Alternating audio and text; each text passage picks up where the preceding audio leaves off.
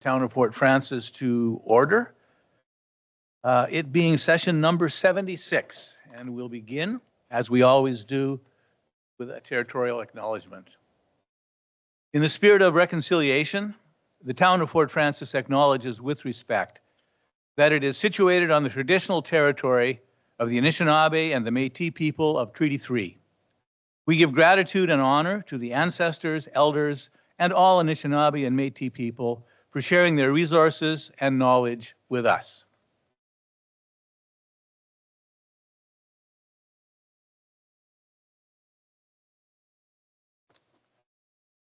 Moving on, item number 3, disclosure of pecuniary interest. Councillors, is there any disclosure of pecuniary interest, and if so, state the general nature thereof? Seeing none.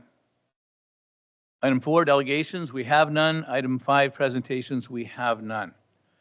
Before we get into the meat of the agenda, I'm just going to remind councillors of our bylaw governing debate. Usually when the agenda isn't so full, I'm a little more liberal in interpreting the procedural bylaw, but we have a number of debatable items tonight. So the formal rules of debate are each councillor can speak on any item for 3 minutes. I will allow one supplementary question that's included in the 3 minutes. Once you've had your turn, we'll go through everyone else, and you can speak a second time for 3 minutes as well with a second supplementary question. You can ask questions for information and clarification, of course, and they don't count. All right, moving into correspondence, we have quite a list of correspondence. I'll start at 6.1. These are the highlights from the June 19th regular meeting of the DSAB. Does anyone have any questions or comments about those? I referred to some of them in my report as well. Moving on, 6.2 is the Northwestern Health Unit report. I don't know, Councillor Bernetta, did you want to make a comment on that at all? Okay, thank you for that. Anyone else, councillors, any comments or questions on that report? Item 6.3 is a thank you letter from the Salvation Army. It was a very nice, heartfelt letter, and I just want to speak very, very briefly to that. I'm not sure that people are aware of how much the Salvation Army contributes to helping feed needy people in our community. In the last couple of years, they applied for a grant and they got a commercial freezer put in their basement so that they could get pallets of food from Feed Ontario, which they distribute. They also distribute food that they get to the United Native Friendship Center, which also has a food bank. The thank you letter was to thank Council, and I want to give a shout out to Council for your compassion in approving their request for assistance with the East End Hall. Every cent that they get goes to feeding people, and with respect to the East End Hall, money that would have been spent on that hall, renting it, would have been coming out of money that they help people with at Christmas. So I think that was a wonderful gesture by Council, and I thank you all for that. 6.4 is the Indigenous Cultural Competence Training. Did you want to speak to that, Councillor Bernetta? Yes, thank you, Your Worship. I did put this on the agenda because I was thinking of taking the training myself. The clerk has looked at it and indicates that the registration is full, I believe. So I have thought more about this, and perhaps we can still do some sort of cultural training that's more localized. So perhaps if the CAO could look into different types of cultural training offered within the district by various people, that would be something that I think we should all look into. Thank you. Thank you for that, Councillor Burnett. And I'll just add to that, the Indigenous Advisory Committee will eventually be bringing a request to Council that as part of the reconciliation program that they are currently working on, they're going to request that Council adopt the parts of the Truth and Reconciliation 94 calls for action that apply to municipalities. They're also going to request that Council adopt the UNDRIP, which is the United Nations Proclamation on the Rights of Indigenous Peoples. And in that UNDRIP document, the first step as part of the reconciliation program is education in First Nations or Indigenous culture and history. So your request is very timely, and would you like a motion on the floor for that? No, I appreciate the Indigenous Relations Committee is working on that, and I think that's sufficient. Thank you. Thank you very much, Councillor Bernetta. 6.5 is the Rainy River West OPP Detachment Board Annual Report. Before I ask Councillor McTaggart if he wants to speak to it, I do want to commend Councillor McTaggart. Councillor McTaggart was instrumental in getting this board up and running. He encountered some resistance from the district because a lot of district municipalities never had one of these boards before and didn't know what was involved. Councillor McTaggart went out of his way to educate district municipalities, to work with our clerk to get the required documentation in place, and he was a tireless advocate for this board. So I really thank Councillor McTaggart. And with that, Councillor McTaggart, did you want to speak to that report? Yeah, thank you, Your Worship, and thank you for your kind words. I'm really pleased that we were able to present our first detachment board report that has gone out to all 9 municipalities that the board represents. And it was a mandate of the legislation that a report be delivered on before June 30th of each year on behalf of the board. And it's a different report than what the OPP deliver. And I think in future years, I would love to see both the OPP and the board report come at the same time. And we'll work towards that hopefully in the future. I just want to give a big thank you to Chelsea Gregg, our former board administrator, for producing and getting this report out, and a thank you to Ellie Lewis, our new board administrator, who is stepping into that role, and I know she had a part in helping this production come out. And there's an invitation to all councils that should they choose to have myself or another board member attend a future meeting, we'd be pleased to do so and talk about the board activities. So thank you, Your Worship. Thank you for that, Councillor McTaggart. Item 6.6 and 6.7, which are requests for donation. Anticipating councillors' questions, I checked with the treasurer ahead of time, and both of these we have given in the past, and we do have enough money to give these again if we wish. And the clerk went so far as to check the most likely future requests we're going to get for the remaining part of the year. And we have enough budget to cover all of those as well. So with that, I'll go to 6.6, which is a town donation request from Tour de Fort, and they're requesting that we donate the same amount that we did last year, which is $1,000.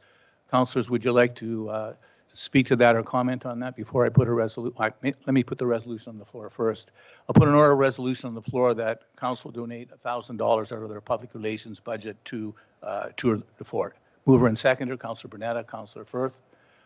Now, any discussion or comments? None? Calling the question, all in favor? It's carried, no one is opposed. Likewise, Treaty 3 has issued a request for a donation for a fundraiser for youth for bursaries. I'll put a resolution on the floor that we sponsor what's called the whole sponsor, which is a $300 sponsorship. Could I get a mover and a seconder for that? Councillor Firth, Councillor Morrison. Any discussion on that? Seeing none, calling the question, all in favor? That's carried, no one was opposed.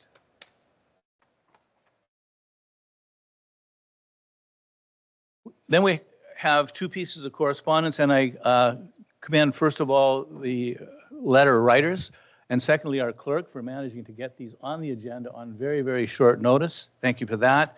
Item 6.8 is a letter from the Fort Frances Minor Hockey Association penned by John Gibson. Thank you for that, Mr. Gibson. It was a very articulate letter. We appreciate it. Any questions or comments on that letter? Okay, this will likely come up later in debate.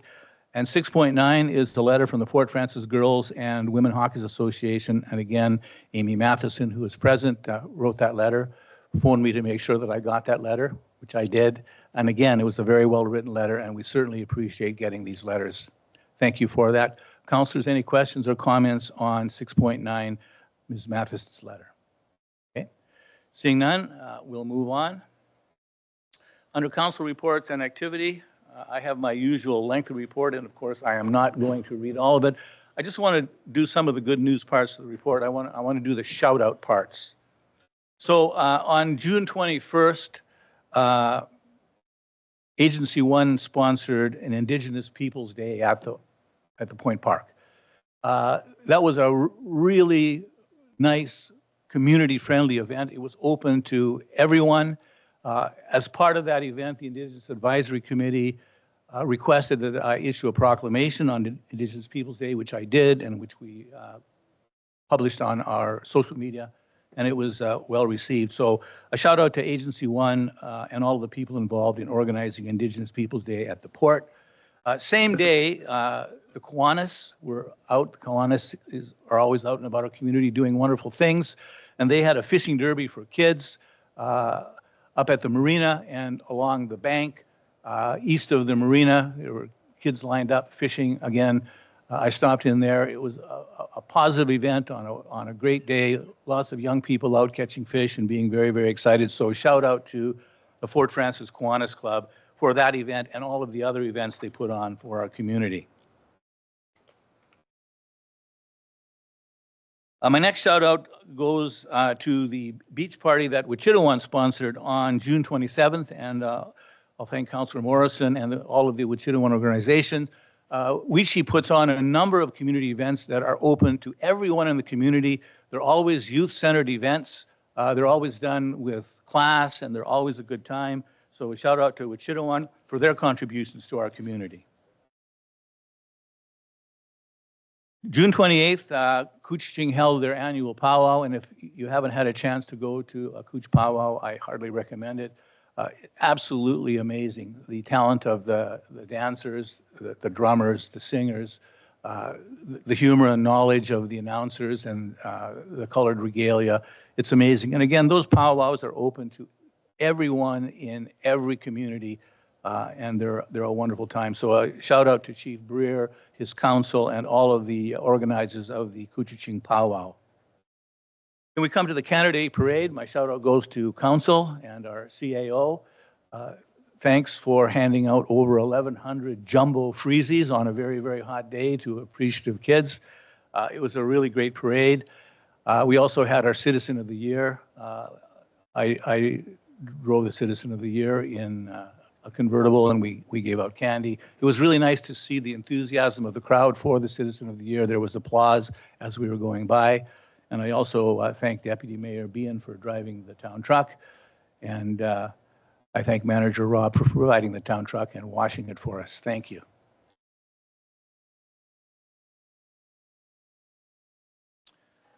Next shout out goes to the Canada Day fireworks, and that shout out goes again to the town of Fort Frances and to Agency One, who co-sponsored those fireworks. But the main shout out goes to the people who set them up and set them off. For anyone who was there, it was a memorable display, and the attendance was much greater than last year. It was a really good outing, a really good attendance.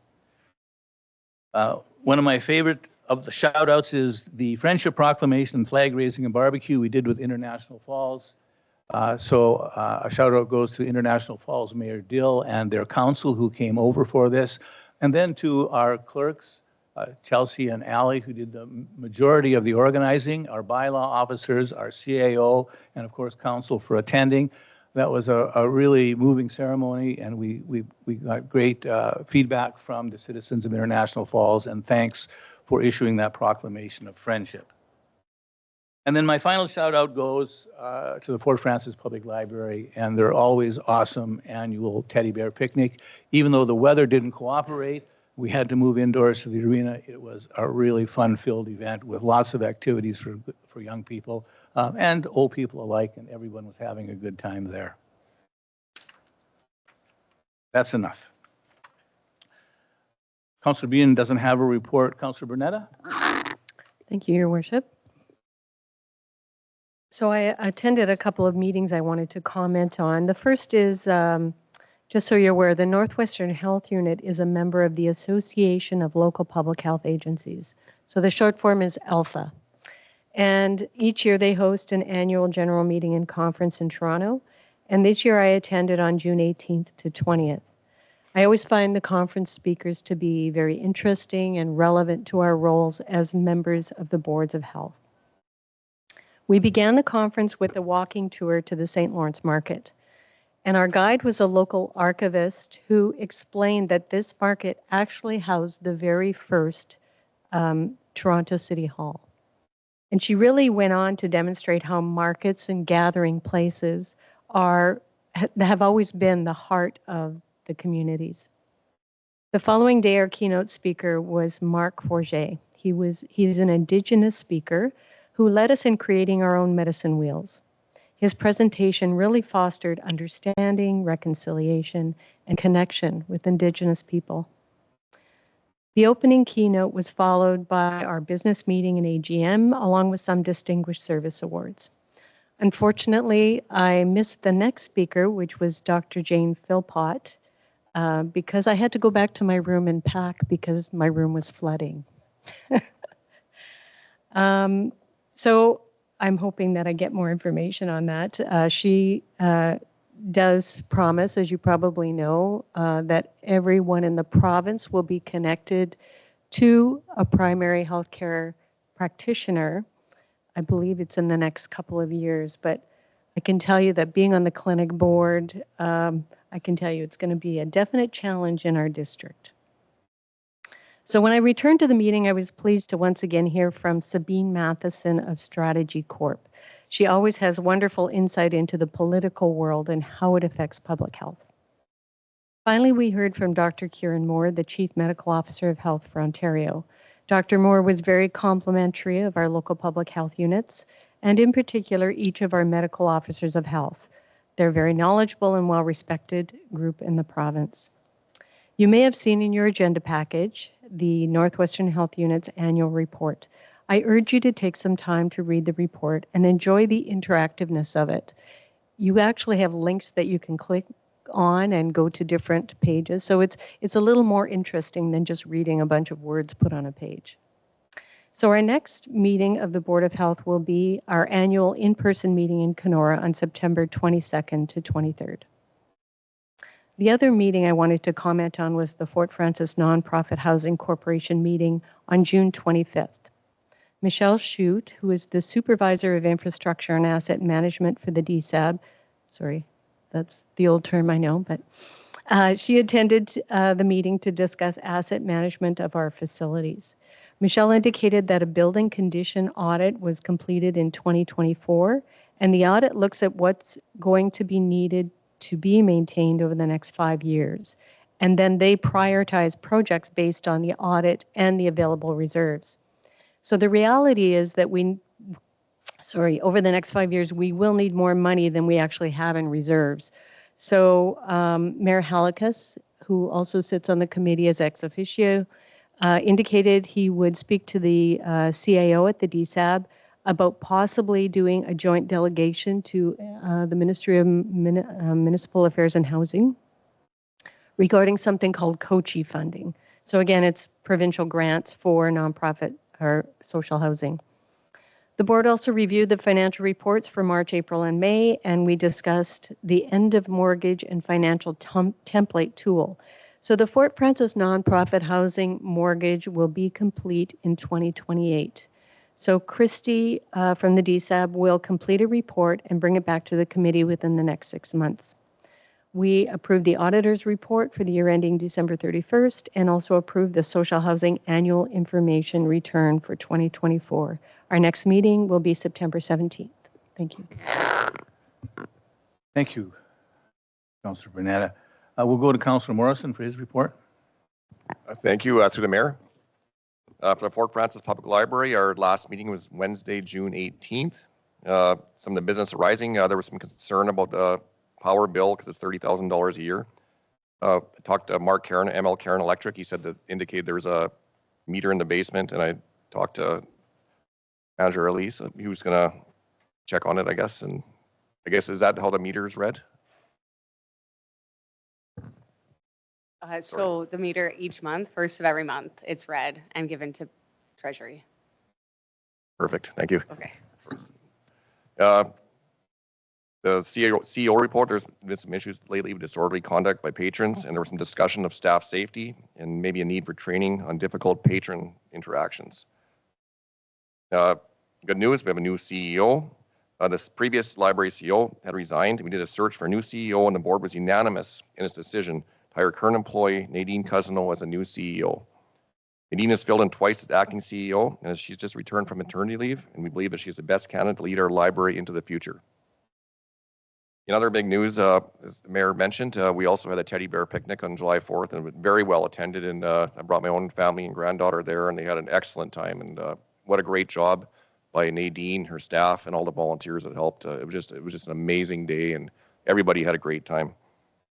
Other things on the list, they're working on strategic planning and Ontario Library Services Facilitation Forum and strategic planning. So that's some of the things moving forward. On to the Physician Recruitment and Retention Committee. Our last meeting was on June 26th. The minutes of the meeting haven't been sent out yet, but I'll give us a brief overview of the June 26th meeting. We had a recruitment update from our recruiter, Todd Hamilton. They had attended a medical trade show in Winnipeg and talked to medical students and doctors and other professionals to try to draw interest here in Fort Frances. I can't emphasize enough how much work goes into recruiting doctors for locum work in the region. It's what's keeping the emergency room and pretty much our hospitals in the whole area alive. There's so many moving parts. It's fair to say the average person doesn't realize how much work Todd and Riverside do keeping this hospital, emergency room, and they also have locums in Rainy River going. There's a lot of moving parts with booking locums, their travel, their lodging, and to complicate things, the healthcare system is very competitive financially. Some northern areas like Sioux Lookout are offering $400 an hour for locums. Around here, they get $165 an hour if they book 30 days in advance, and it goes up the closer it gets to the date. So it's very competitive. The committee is very hard at work at recruiting new physicians. There's been some interest in some American doctors interested in moving here and practicing in the area. Nothing is confirmed yet, and the next meeting will be in September. Thank you. Thanks, Councilor Morrison. That brings us to item 8, which is the consent agenda. We have 3 items on the consent agenda tonight, starting at 8.2.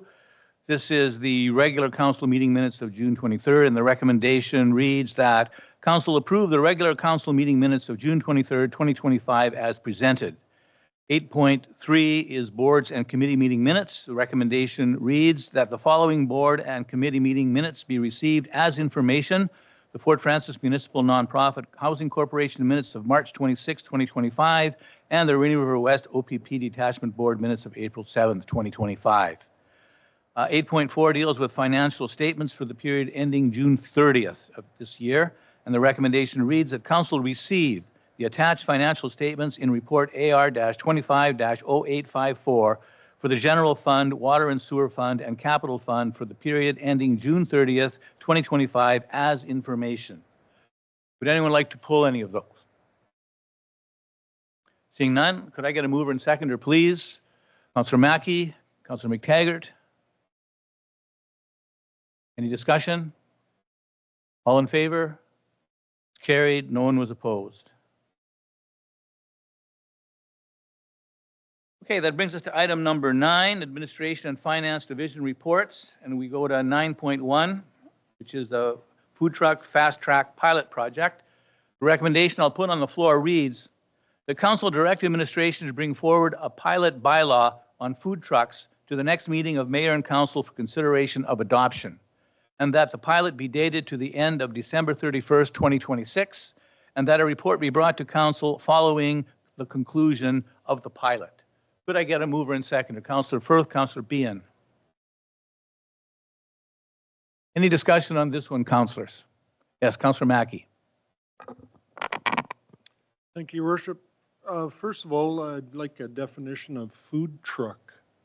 Does that mean it is the vending unit is powered by a motor vehicle, or is it a trailer, or is it a barbecue on a stand on the sidewalk? Like, what exactly does food truck entail? Because at this point, it's pretty narrow. Okay, thank you for that. Food truck. I'm looking to administration for a response. Madam Clerk. Through the chair, we will be using the same definition that the current business bylaw has, but a food truck, we will stay with the standard it's a refreshment vehicle or a trailer, it will not include the, yeah, we'll have a full definition to come in the pilot bylaw that council will be, will ask them to approve. You good or follow up? Okay. So the fees that you have here, annual 270, but if I look a little further down, you're also talking about $20 a day placement for anywhere on the town. Is that over and above the annual or monthly fee, whatever they do? Madam Clerk? Through the chair, that will be a separate fee, yes. Any further questions or comments? Seeing none, I'll go back to you, Councillor Mackey. Did you have a second question? I'm concerned about providing bathrooms for something that people walk up, grab their food and wander off. And if they're downtown and the business doesn't allow them to have their traffic come in there, we're effectively going to say, no, you can't park downtown because you don't have a bathroom facility when they're not sitting to eat at that venue anyway. Is there a question in there or is that just a statement? Well, I guess the question is, are we requiring that? Because that's how I'm reading this. And should we reconsider that? Madam Clerk? Oh, Chief Building Official Burrows. Thank you, and through the chair. Under the Building Code Act, refreshment vehicles and any sort of place of business offering any sort of food or refreshments are required to have a certain type of sanitary and health facilities in the vicinity of their use. So with that, when it comes to mobile food vendors or food trucks, we do want to ensure that they are going into appropriate properties and places where they would have access to those sanitary facilities. Diminishing that might lead to certain people with certain illnesses or any sort of accidents of spilling food or unsanitary conditions to put the public at risk for not being readily accessible to those types of facilities. So we would be screening the locations of these food trucks. Being on private property, we would want to see commitment by those private property owners to allow public use of their facilities in conjunction with the food trucks. And then locations on town properties, we would want to make sure that they are in the vicinity of publicly accessible washrooms. Thank you, CBO Burrows. Follow up? You good? Councillor McTaggart. Thank you, Worship. Do we have any idea of the kind of volume that we're looking at in terms of food trucks and the administrative time that it's going to take? Madam Clerk. Through the chair, I don't believe it has been a large burden with the amount that we currently receive, but we're hoping that by having this pilot that we can measure this and know if it's going to work going forward. Thank you, Madam Clerk. Follow up? Okay. Councillors, last chance. Calling, oh, you had your two. Sorry. Councillors, calling the question, all in favor? Opposed? That's carried. Thank you for those questions.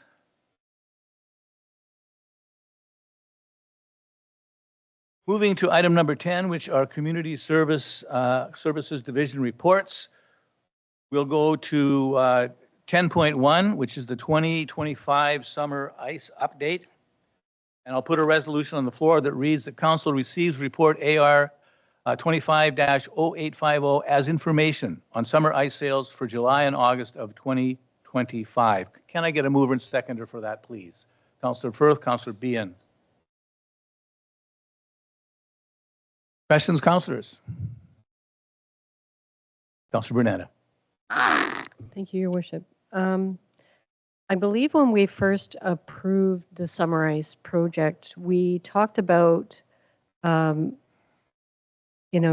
it for a couple of years to see if it was worth it, basically.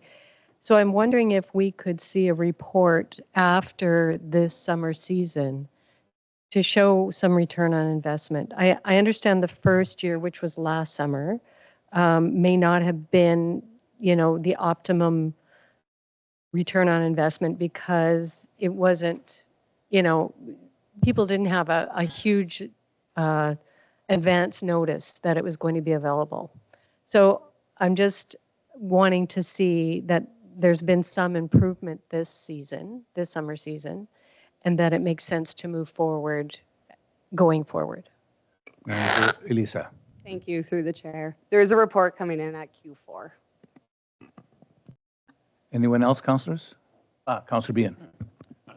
Thank you, Mr. Mayor, through you to Manager McLeod.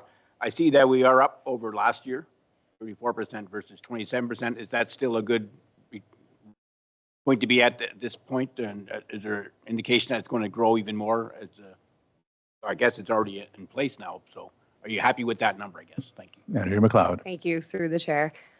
We are happy with that. Our current budgeted revenue amount is 46,000, so we've already hit 40,000, and then we are doing advertisement for, you know, the other communities and hopefully more of Northwestern Ontario. So we're hoping to see an increase.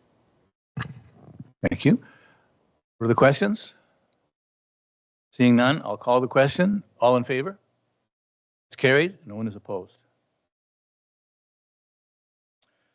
Okay, moving to 10.2. This is the 8th Street Trail Memorandum of Understanding and Volunteer Policy, and I will put a resolution on the floor that reads, the council received report AR-25-0847 related to volunteer policy, and that council directs the municipal clerk to bring back a bylaw to adopt a volunteer policy, and that council receives the memorandum of understanding between the 8th Street Trail Association and the town of Fort Frances, and that council directs the municipal clerk to bring back a bylaw to adopt the memorandum of understanding between the 8th Street Trail Association and the town of Fort Frances. Can I get a mover and seconder, please? Councillor McTaggart, Councillor Morrison.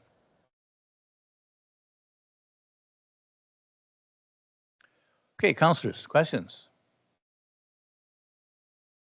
Councillor Behan. Mr. Mayor, through you to Manager McLeod. It says here the financial implications are additional insurance premium of $559 a year for 5 volunteers. But suppose there's more volunteers. I'm assuming there'd be more volunteers than that. It's $559 per every 5 volunteers. I'm just curious. Manager McLeod. Thank you, through the chair. So it's the 590-ish for the 5 volunteers, and then it will increase depending on a case-by-case basis of where we have volunteers in the municipality. So for now, this one's just for 8th Street Trails, and there'll only be 5 volunteers. Further questions? Councillor Mackey. I don't necessarily have a question, but a comment or a shout out. I'd like to say thanks to Daryl McLeod and his group of volunteers who've put that trail package out there.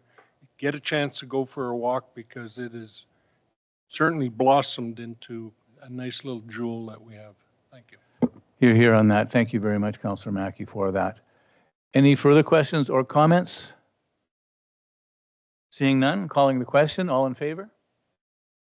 It's carried. No one was opposed.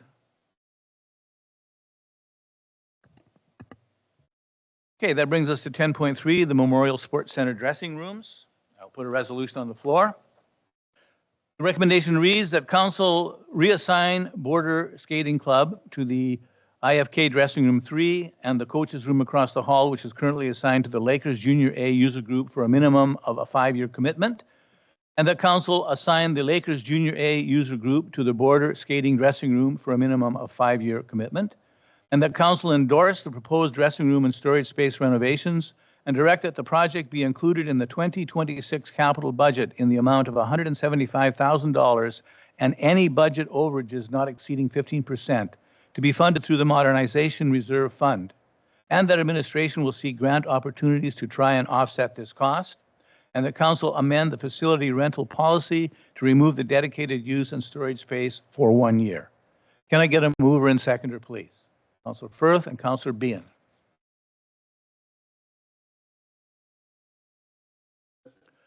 Councillors, comments and questions. Okay, we'll start with Councillor Bernetta. Thank you, Your Worship. My position is that I'm not in favor of supporting this recommendation for 2 reasons. The first reason is that I believe it's not a well thought out recommendation. I don't believe that it involved all of the users of the facility. I think the good news is that we have a wonderful facility that everyone wants to use. The bad news is we've outgrown it. We have the 2 ice surfaces and the pool, but we really don't have the space that we need to accommodate everyone and make everyone happy in terms of what they believe they should have for their group. So I'd like this to go back to administration to do a bit more research and to get those groups together, all the groups who are involved, and say, let's think creatively. Let's look at the space we have. Everyone submit your requirement in terms of space and try and work out some creative ways, and then come back to council with some recommendation or some thoughts on how we can address these issues. The second reason I'm not in favor of supporting this is because I feel like it really is trying to circumvent the budget process. We have had unbudgeted items come to council before, and those were typically emergency requests in terms of, some piece of equipment that's broken down or something that's urgently required. I don't think this falls into either one of those categories. So I really believe that this needs some more work, and it should go back to the budget process. Thank you. Thank you, Councillor Bernetta. I'm just going to pause debate for a minute because your chair had made a procedural boo-boo. Manager McLeod had indicated earlier that she was to introduce this topic with a little bit of information. So I'll go to you, Manager McLeod, with my apologies for forgetting your request. Thank you, through the chair. I just wanted to clarify a few things before we got into the report. So if the recommendation is passed tonight, the current allocated Lakers dressing room would serve as dressing room 3. And the $175,000 that we are asking is for all dressing room renovations for all user groups, not just the Lakers and border skating. And I would also like to add that border skating would rather go with their option 1A, which is to not move dressing rooms. However, they have given us an option 1B, which they've accepted, but don't prefer or want. Thank you for that. And just in view of that, did you want to add anything to your comments? Okay, moving on then, Councillor Morrison. Thank you, through the chair. I first seen this Saturday morning. It was on the rant and rave, so I put my name on there and said if anybody wants to get hold of me. And you know what? And I love hearing from constituents. It's great when people reach out. So I heard from the Lakers 4 different times, which was great. And I love the Lakers. I'm a big fan of theirs. I go to their games through my job. We also work with the Lakers. I also advocated for them as part of the Junior Citizen of the Year through the Citizen of the Year Committee. And I think they're a great organization, and we're lucky to have them here in Fort Francis.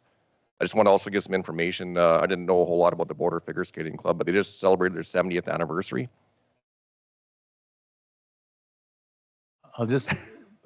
I appreciate the audience. I appreciate your knowledge, but I would request that you not comment. Thank you. There's the 70th anniversary. I was given the pamphlet, but it's a long time, and they may say actually my kids learned to skate at the Can Skate program that they had there.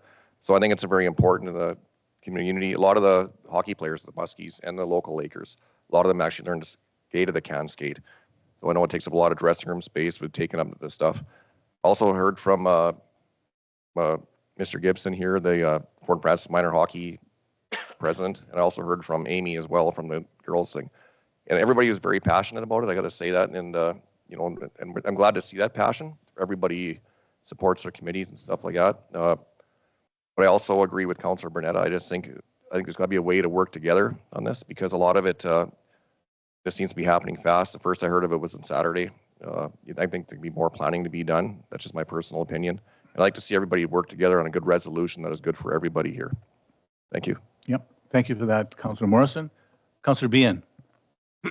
Thank you, Mr. Mayor. Through you, I'll just begin by saying that I have the utmost respect and gratitude for all of our user groups, all the clubs, all the parents, volunteers, coaches who work so hard to make sure we have such a wide variety of activities for our youth in our community.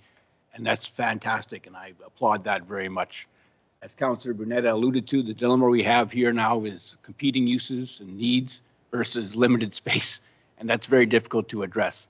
I guess my question then to Andrew McLeod, I'm not sure which dressing room is going to where? Are the Lakers said want to go to the border figure skating room? I'm not sure what number that is.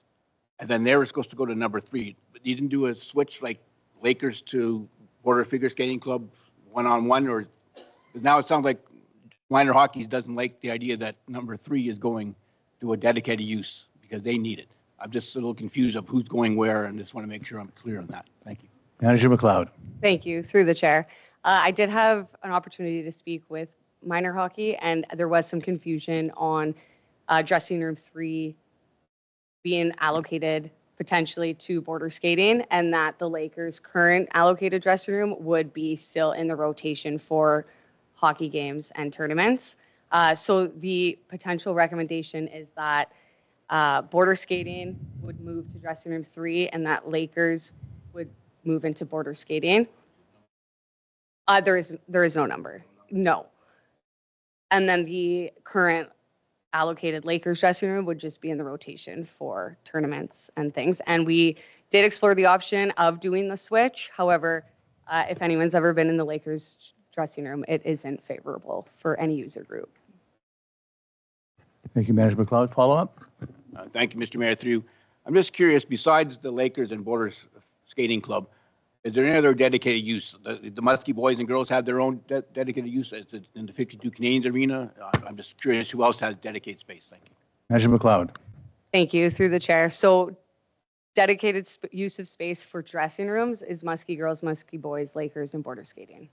And then there is dedicated use of storage as well. All in the Ice for Kids, or is it spread out over the 2 arenas? Muskie girls and Muskie boys is in the 52. You snuck a third question in.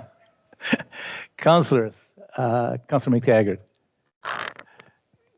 Thank you. It would have been helpful to have a bit of a map layout too that we could follow, because I'm looking at a map that was provided by one of the groups from, I think, 2000. The border figure skating has had a room for 20 some years. Is there any contract that was signed or any agreement or any document that we have or they have in their possession that committed them to that room? Manager McLeod. Thank you, through the chair. And just a small comment about the blueprint. It's really hard to get an updated one of the current space. 'Cause even the one you're looking at, it's not completely correct. And we do not have any official agreements with any user groups at this time, including border skating, but we do understand there is a history, and we want to be respectful of that. Follow up? I'm just a little concerned in the motion too about the committing to the budget process for next year. And as it stands, I would not support this motion. I would support it if it was put into consideration for the capital budget, but not in the capital budget as it is. Thank you. Councilor McTaggart. CAO. Thank you, Your Worship. There's been 2 comments regarding the budget process. This is common practice throughout Ontario. I've spoken to many CAOs. Anytime you have anything that may be a challenging budget item to pass, you miss construction season.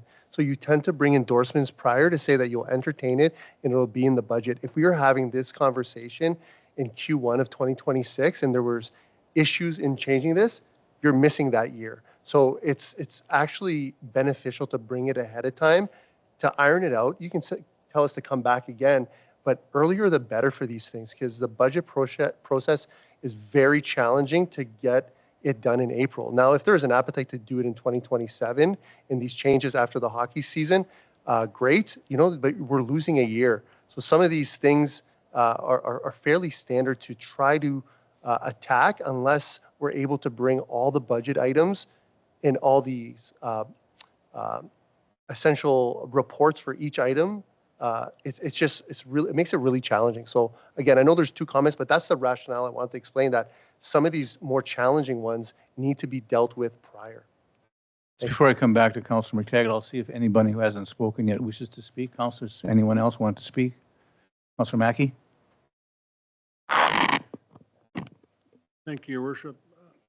So I'm looking at the footage and the usage, and I'm not not aware of the numbers of the border skating at any given time, how many are utilizing the 879 square feet versus the Lakers, upwards of 30 adult people in 474. So if there's 30 guys, adults in 474, that's a little more than 15 square feet per person to completely change, get geared up for a game to go out on the ice.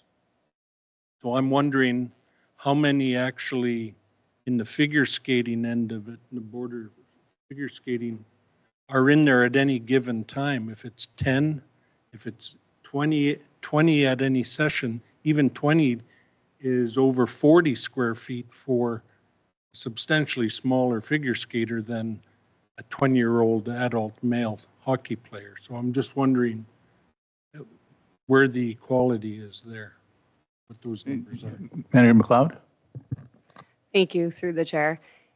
So with the two separate user groups, obviously a hockey team is easy to determine how many participants, and with figure skating, it's a bit difficult for us as a municipality to determine the participation of a figure skating club. Follow up? Well, I think it'd be easy if we sat outside and watched how many people came out of the dressing room at any hour that they're, or check how many are on the ice.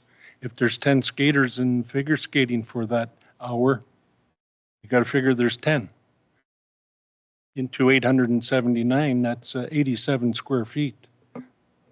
And I'm not sure what all they have to do to get ready, but it's certainly not right up there with a hockey player. Thank you for that. Councilor Firth? If there's something I know about our community is that we rise to a challenge and we work together and find something that works for everyone. My concern with this is I don't think we're thinking big enough. I think that we've got some great tools in place with the tournament growth coordinator. We've got service users that are still passionate about growing their teams as well as their organizations. So my concern is like we're not big enough with just a quick renovation. Thanks. Thank you, Councilor Firth. Back to you, Councilor McTaggart. Thank you, Worship.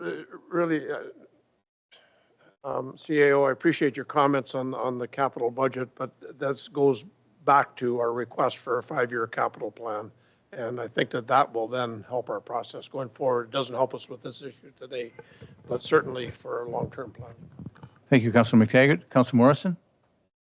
Through the chair, I actually spoke to 4 board members of the border skating club yesterday, and they actually all told me like when the can skate program, which I've experienced myself, it's usually pretty busy, and usually there's 1 or 2 parents in the change room at the same time, so it could be up to like they told me up to 40 people when they're helping their kids get ready and to get skate and whatnot.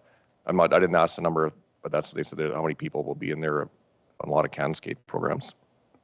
Just want to verify, just because I did ask that question of them. Thank you. Councilor Bernetta? I don't think us debating, which group has the highest enrollment or needs the most space or is the most valuable. I don't think that's beneficial to the process. I still believe that we should get a member from each of those groups in a room together and talk about what your needs are and where do we go from here. If we are not, if we don't have the space, then how do we get it? I think we're just thinking within certain parameters that's not helping anyone. I know, do we have millions of dollars to expand the arena? No. But I'm just saying that we're trying to solve a problem that isn't really solvable. So within the space we have. So I would really like this to go back to consultation and do some brainstorming and thinking about it further. Thanks. Thank you, Councilor Bernetta. With questions or comments, Councilor Mackey? Thank you, Your Worship. This started over a year ago when this came to council and we bounced it for a year, and now it's July, and pretty soon the figure skaters and the hockey players are going to need to know where they're going. That's coming up in September, October, I would expect. So bouncing this some more is just going to make it so that nobody moves for another year and everybody's not going to be happy. Not that anybody's ever going to be happy, I don't think here, but I think at some point we have to make a decision. And bouncing it some more is just stick handling the process. Thank you for that, Councillor Mackey. Councillor Bien. Thank you, Mr. Mayor, through you. If I read the report correctly, this is going to take effect at the end of next season. So this season coming, it'll be status quo. It'll be next season. So that was what I was going to say. Now I forgot what I was going to say. Sorry, I'll come back. I can go to Councillor Firth and come back to you. Did you have another question, Councillor Firth? No, I think my comments still. Okay. Okay. Got it now. Thank you, Mr. Mayor. Again, through you. I agree with Councillor Mackey that we've been weighing this decision for some time. I'm not sure that bouncing anymore is going to accomplish anything. As Councillor Bernetta said, it's basically an unsolvable problem. So how do we deal with it in the short term? That won't take effect till the 2026-27 season. So I guess my thing is that I do believe the Lakers should have the larger space. And I know that people won't be happy with that, but I don't think it's tenable or feasible where they are right now as a junior A hockey team. And if we want to attract talent here and we need a first-class facilities. So until we get to that stage, I'm in favor of recommendation going forward. I'll just make my comment. I wait until the end. Yeah, it is an insolvable problem, and no matter what decision council makes tonight, somebody's going to go away unhappy. Unfortunately, this has been with us for some time, and we just can't keep passing it down the road. The only way to solve the problem and make everyone happy is to invest much money, as Councillor Firth is suggesting, and add on. But that's not feasible right now because we don't have the budget for it. I think Manager McLeod has come up with a reasonable compromise. It's not a compromise that everyone likes, but she consulted with the two main groups that have been having difficulties over this for some time, and this is the closest that we've ever gotten to agreement and a resolution. So I am in favor of the compromise that Manager McLeod has come up with. Now, before we go on and vote, because we've exhausted our discussion, Councillor McTaggart had suggested that you could not vote for this unless you put in the words "in consideration." Is that correct? Would you like to make an amendment? Okay. Go ahead. That direct the project be included in the 2026 capital budget to read, be considered in the 2026 capital budget. So your amendment is a simple substitution, the word for considered in place of? Included.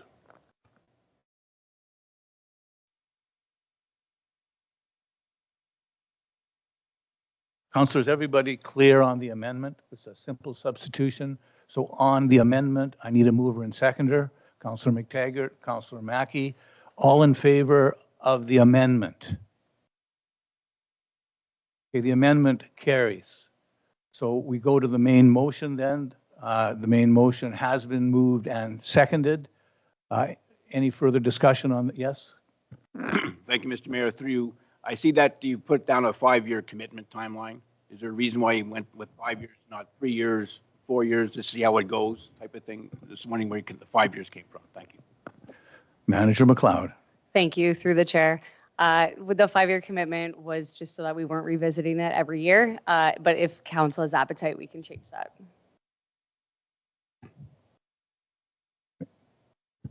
I'd be willing to amend it to say 3 years. Give it time to see if, but that's up. I'm just adding it as, instead of 5-year commitment, a 3-year commitment. So are you requesting a further amendment? Yes, thank you. Okay, so your amendment would be you're substituting 3 for 5. 5 for 3. 5 for 3, sorry. Oh, you want it for 3 years, correct? Instead of 5. Yeah, so you're substituting 3 for 5.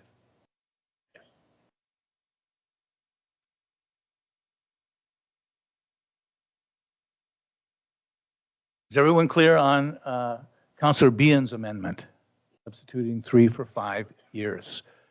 So I need a mover and seconder on that amendment. That's moved by Councillor Behan. Do I have a seconder? Amendment fails.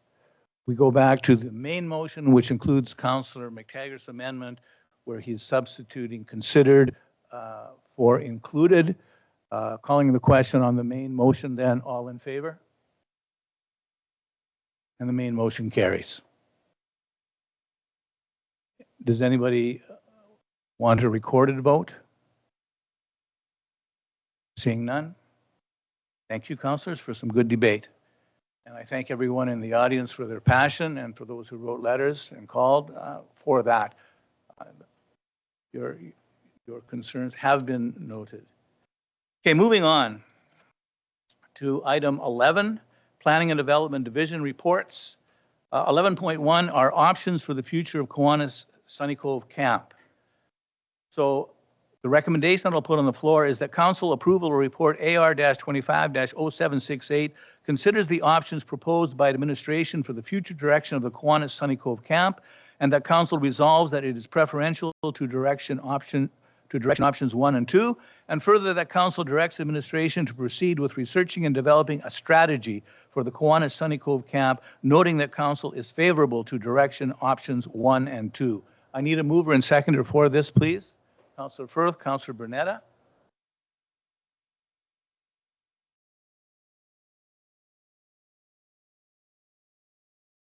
Okay, councillors, discussion. Councillor Bernetta. Pardon me? That's planning and development. No input. Okay, now discussion. Councillor McTaggart.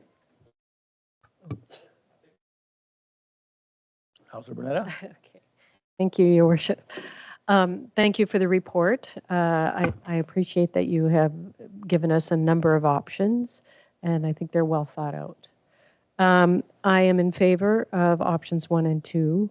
I noticed it's not option 1 or 2, it is option 1 and 2. So I'm assuming that means that if option 1 does not come about, then we would go to option 2. Is that correct? Go ahead, CBO Burrows. Through the chair. Yes, we are recommending option 1 and 2 combined. So we would be proceeding with trying and attempting to rehabilitate Russell Hall, as well as look for options at clearing any sort of derelict buildings or buildings that might be in the way from potential programming. If either of those options fail in any regard, we would focus in the other one that's preferential to council. To kind of go back to Councillor McTaggart, I didn't include a preamble, but just for clarification, at this time, the resolution by council would just be resolving what they're preferential to. It isn't a commitment to direct administration to exercise that direction, just to proceed down what council would like to see happen. That leaves the opportunity for changing direction in the future once we have more information about the preferential direction option. Okay, thank you. Thank you. Councillor McTaggart. Thank you, Your Worship, through you. I can support options 1 and 2, but option 2, is it consistent with what the desires or the intended use of the property were by the Kiwanis Club? Excellent question. Go ahead. So, through the chair, we've brought all direction options forward to the Kiwanis Club just so that they're aware of what we're proposing to council. And we've entertained discussions with them as well as they are entertaining discussions as a board. Everything is still kind of on the table. They would just like to see how these options play out. And again, as stated before, at this time, we're just looking to see what type of direction council would support at this time. We would be coming to the table. They are willing to entertain other options and programming for the site, as well as if things get carried too far away, just requesting that we come back to them for support in principle with how we would like to proceed with that. Obviously, they don't want to see the use of the site stray too far away from a campsite or a camp used by the public, but they are willing to see the use of the facilities potentially be tweaked to accommodate further programming. Thank you. Good answer. Councillor Mackey. Thank you, Your Worship. I think, first of all, we as council need to decide, are we prepared to run Sunny Cove the way the agreement is, and that is as a youth camp? Now, keep in mind, 25 years ago, Kiwanis had to raise $50,000 a year to run the thing with volunteers. Now, if we're going to do it, it's not $50,000. It's a couple $100,000 that is going to cost this town to run a youth camp. Over and above bringing it up to speed so that it passes all of health, safety, all of the provincial requirements to make it usable, which will probably be millions. So are we prepared to swallow a couple $100,000 a year to run it as a youth camp? I would suggest not. I'm not in favor of doing that. So number one would be off my list. Number two, I could see us utilizing that option. I'm not prepared to look at number three. Going back to number one, you will recall that we got a $500,000 grant to rehabilitate Russell Hall, and we got a quote of 1.1 million or something like that to rehabilitate that. And we shot it down because we weren't prepared to spend $600,000. It's only going to be more. And all of that facility needs way more than that. So I think we need to shoot that youth camp down. I suggest that Kiwanis would be amenable to that if we utilized it more in the favor of option two. Thank you, Councillor Mackey. Did administration want to comment on that? No, I'll move to Councillor Behan. Thank you, Mr. Mayor, through you. I'm having trouble too with option one, because if we go with option two as well and clear the site of all the derelict buildings, I'm assuming that's most of the other ones, the bunkhouses, the washrooms, et cetera, then that takes away from the purpose of a camp being like a overnighter or a week-long one instead of a day-use one that maybe doesn't rely on indoor facilities. Well, I guess my question to CBO Burrows is, what would we use Russell Hall for if the other buildings are gone? Weddings, family reunions, I'm not sure how we'd utilize it. Thank you. CBO Burrows. So through the chair, these direction options were posed very, very broadly to introduce council to a wide array of where they would like to see administration proceed. In selecting option 1 and 2, it wouldn't be clearing the site of all buildings or all derelict buildings. With the introduction of option 1 and rehabilitating Russell Hall, we would be looking at clearing the smaller buildings that may be derelict, but also looking at maintaining some of the existing structures for contingent use with Russell Hall, but opens up the potential with clearing the site of some buildings, allows for us to look at other potential options with it. Again, as these are broad directions, with the recommendation laid forward, rehabilitating Russell Hall, clearing the buildings that we don't feel are necessary or fruitful for rehabilitation, looking at what it would cost and what the logistics look like with the remaining site, and executing and bringing back a report in Q3 for council consideration after further consultation with the Kiwanis Club in how we would program and establish that site prior to going out for tendering for capital allocation in 2026. Thank you. Follow up. Mr. Mayor, again, through you. My other question about direction 1, Russell Hall rehabilitation, you're talking about requires a change in scope and retendering. I hate to use this phrase half-assed, but it's a commercial now on TV, so I think it's appropriate, hopefully. But I want to make sure that if we're going to, how can we scale back the rehabilitation of Russell Hall if it's such a basic problem? I don't know how we would do that. So that's my question again, is what does scale back mean? CBO Burrows. So through the chair again. When we initially went for tender for the rehabilitation of Russell Hall, we wanted to make it like for like, so the replacement of logs and structurally reconstitute the building. Part of that scope was that it was log replacement. Now that is a specialized trade, so to say, which makes it not as accessible to the public and contractors in or local to be able to apply for, which does drop the price of those tenderings. We're hoping with a change of scope to a more readily accessible structural component, such as conventional framing or potentially some block pony wall system to reinforce the existing structure. Being more accessible to our local contractors might alleviate some of the prices in that tendering process. Yes, Councillor Morrison. Through the mayor, I just want to say with this tendering process, I do know looking back at Sunny Cove, and the CEO was with me in a meeting one time, and we talked with a former CBO, and they got this, they had a quote before on Sunny Cove twice, actually, by the one log home builder in the area, which I mentioned his name and gave me his contact numerous times. He didn't even know about the tender, but the first time he tendered it was $65,000, which included fixing the foundation, fixing those logs. He said because for him it's cheap.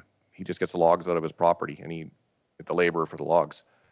And that was Jason Cable got the first time. The second time was a CBO, Tyson Dennis, and they got it. I think it was $85,000 included, and that was about 2019, and when the church group I believe had it, and they were going to fix the foundation, sand both sides of the building, and fix the windows. And I've actually spoke to Gus Hagen, the log home builder, on a couple of occasions. I believe Councillor Firth, you have as well. And they were kind of surprised. They didn't even know what was being tendered with our new tendering process. That's why I asked before about the tendering, because these guys here said they could do it much cheaper. You could build a brand new Russell Hall all in for $700,000 because for them, the materials from their backyard. Thank you. Thank you. Councillor Firth? Just to clarify, so I was on the tour today and it looked a lot more possible, to be honest, than what I was perceiving when I was going to arrive there. Is there a way that we can do option 2, as you were kind of dictating, more repair base on the bunkhouses, and then come back to the vision board to figure out what we do with Russell Hall? Because like I was saying on the tour, like if something is lent to me, I want to return it in at least a decent standing. So is there a way that we could do that and then come back? CBO Burrows? So through the chair, and you might see this noted in direction option number 2, where clearing of the site and clearing of derelict buildings, that doesn't mean it's a full scope of just flatten the site. That means looking at the options of what clearing the site piece by piece looks like. And then further on in that note, it talks about then being able to look at future development for the site subject to capital allocation. So with that, we can choose to, again, look at clearing and rehabilitating some of the site, holding off on Russell Hall for the time being and coming back to it in the future when we can. Now, the issue with that is programming in and around a facility that might not be secure or safe for the public to be around. But it does present a case for administration to proceed and look at options for it. With that, if council would like to recommend that administration proceed with that at the time, I do recommend going with the alternate option and just citing in directive option number 2. Yes, Councillor Morrison, then Councillor McTaggart. A follow-up to that. I'm just curious, knowing now that there's a log home builder in the area, why haven't we got a quote just to see, where the experts think the cost would be? Thank you. Oh, Manager Rob. Thank you, through the chair. So the scope of work that's required for Russell Hall is more than just the logs. Unfortunately, the foundation has failed or is in a state of failure on at least half of that building. Until that is addressed, fixing the logs is a futile effort. So we really need to start from the ground up and make sure that we have a good solid foundation to put new logs on. That is an undertaking. Logs aside, the foundation work required here is an undertaking. Basically, that or portions of that building need to be temporarily supported while the existing foundations are excavated from underneath of it and then new foundations put in. So I don't want to get too hung up on the logs being a big portion of the work, because I think in terms of the cost of work, that's actually probably a minor cost to it. The bigger work is involved in the foundation. Follow up? Yep, thanks, Your Worship. As I mentioned, their quotes did include, they said foundation work. They said they do foundation work, they do jack the logs up, and they do foundations, and that's what they do for a living. They're at Hagen Log Homes, and they're one in the area, so I'm just curious why nobody's contacted them. CBO Burrows. So through the chair, and with all due respect, Councillor Morrison, I've taken a look through the property folders and files on Sunny Cove. I wasn't able to find any quote or any contact information at the time of tendering. If there was any done, they weren't properly organized into that folder at that time to be able to go back and see. At the time of tendering, it would have been great to have a log builder that was known and that could do the work locally. Prior to going into tendering, I did reach out to any advertised log home builder in about a 500-kilometer radius. So that was capturing Manitoba all the way out past Thunder Bay into Minnesota. Just to, one, try to get a rough estimate of what the cost was going to be, but two, also send it out as an invitation and notice that we would be tendering. When we originally posted the tender, again, we advertised on the Fort Frances Times, on the town website and social media, as well as through the tendering software. And we did receive responses. I believe we received 7 to 8 registered suppliers, but unfortunately only 2 suppliers actually showed up to the site visit and only 1 actually issued a bid at that time. Thank you. I think Councillor McTaggart, yeah, and then. Thank you, Your Worship. So just for clarity, you're asking for us to approve options 1 and 2 tonight, and you'll work on that and bring back a report on how we would move ahead with this? Am I correct in saying that? Okay. Through the chair. Yes. So obviously, we want to receive the Kiwanis Club's opinion on whichever direction option we're going with. They have 2 general meetings and a board meeting that they would like to discuss this at further. And so with that, they're looking to have an answer of what they prefer we move forward with in September. At this time, we kind of just want a consensus from council on what they support so that we can act appropriately as we proceed with planning for the direction of Sunny Cove. Just follow up? Yeah, follow up. Yeah, I like that line of thinking because the Kiwanis owned this for years and years, and I think it's still the Kiwanis Sunny Cove Camp. And I think that we need to have good, solid consultation with the Kiwanis Club and make sure that we're following their wishes and also meeting our future plan for that property. So Thanks, I look Councillor forward to the McTaggart. report. Yeah, thank you. Councillor Firth and Councillor Behan. Just wanting to caution ourselves a little bit before we even consider option 4.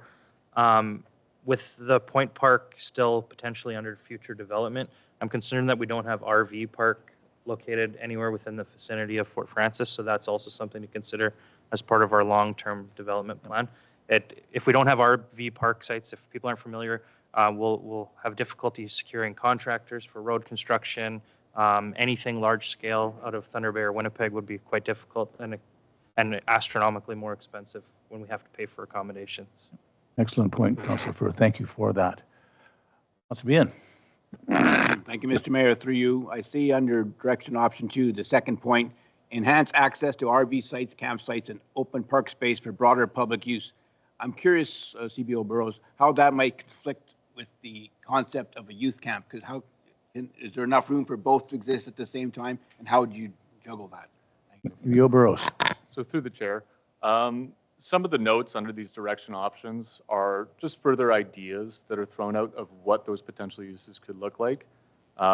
With sharing the spaces, we would try to, and as I stated, part of that would be removing derelict structures as well as structures that might conflict with development and uses that we might want to see. We would be looking at areas that would delineate the use of a youth camp and the RV park or any sort of tenting or camping provisions open to the public to try to make it a more mixed use and shared facility. Obviously, having it patchwork doesn't really work out, so we would want to look at having an area specific to the RV camping that still makes it so that we can work with the youth camp and Russell Hall use. If that answers your question there. Yep. The access to the site's not the greatest either, as you well know. It's a very narrow laneway, driveway in there. The parking is very, very limited. What kind of expense are we looking at to develop that so that we have people are able to drive in RVs in and out and have parking space that people want to use the park for the day use? Thank you. CBO Burrows. So through the chair again, as of this time, because we are looking at the broad direction options, we haven't dug our heels into what certain site characteristics and developments would look like or the costing to which. What I can speak to is that when we were looking at the Russell Hall rehabilitation initially, we viewed it as more of a three-phase project where the initial first phase would be the rehabilitation of Russell Hall. The second phase would be increasing site works and site design to be a little bit more accessible and have a little bit better access. And then the phase 3 would be looking to maintain, modify, or rebuild existing cabins so that they can have better use out of it. With that direction option, if we decide to proceed down the path of clearing the site and opening up for further programming, including use of a RV camper, we would be looking at funding for site development and pathing to allow for us to have adequate RV camping access, turnaround, and still not conflicting with drop-off and parking for the other uses on the camp. Thank you.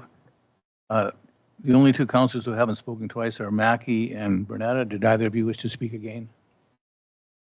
Okay, I'll put my 2 cents worth in, which is I think that we want to keep as many options open as we can while consulting with Kiwanis, and so I'm in favor of adopting options 1 and 2. I believe that there are talks scheduled with the Kiwanis Club to make sure that they have input into what goes on. So from my point of view, keeping all of our options open while discussing with Kiwanis is the way to go. So I'm in favor of this resolution. And with that, I will call the question. All in favor? And that's carried. Was anyone opposed? No one was opposed. Thank you, councillors. Okay, Operations and Facilities Division reports. We've got a couple of resolutions from First Light.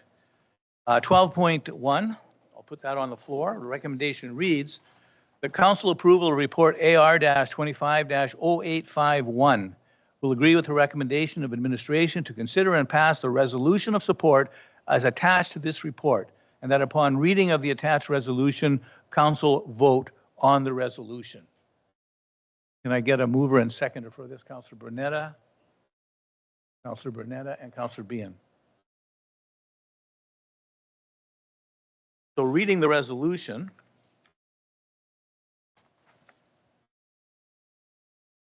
whereas the proponent is proposing to construct and operate a long-term capacity services project located on municipal project lands as defined and with the characteristics outlined in the table below, under long-term 2 capacity services, window 1, request for proposals issued by the IESO operator.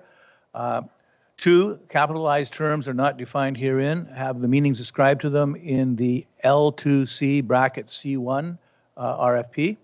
3, the proponent has no later than 60 days prior to the proposal submission deadline delivered a pre-engagement confirmation notice to an application local body administrator in respect of the municipal project lands that include the details outlined in the table below, except for the unique project ID, which should only be required as part of the pre-engagement confirmation notice if available. 4, pursuant to the L2 bracket C1 RFP, if the long-term capacity service project is proposed to be located in whole or in part on municipal project lands, the proposal must include municipal support confirmation, which may be in the form of a municipal resolution in support of the proposed submission. That's this. Now, therefore, be it resolved that the Council of the Town of Fort Frances supports the submission of a proposal for the long-term capacity services project located on municipal project lands. This resolution's sole purpose is to satisfy the mandatory requirements of section 4.2C bracket 3 of the L2 bracket C1 RFP and may not be used for the purpose of any other form of approval in relation to the proposal or long-term capacity services project or for any other purpose. And 7, the proponent has undertaken or is committed to undertake Indigenous and community engagement activities in respect of the long-term capacity services project to the satisfaction of the municipality. And finally, 8, the municipal project lands do not include lands designated as prime agricultural areas in the town of Fort Francis official plan. Duly resolved by the local municipality on the 14th day of July 2025. Councilors, any questions or comments? Yes, Councilor McTaggart. Thank you. Two questions. What's the difference between E1 and the C1 in these proposals? Because there's a second motion down further. I'm looking at Manager Rob. Through the chair, thank you. So there was some change to the documentation from IESO very, very late leading up to this meeting. And so the C designation is the new wording of the resolution from IESO directly. So this resolution where you just read was E1, so it should be C1? Okay, E1, okay. Thank Yep, good. you. Okay. Follow up? My follow-up is, has number 7 been,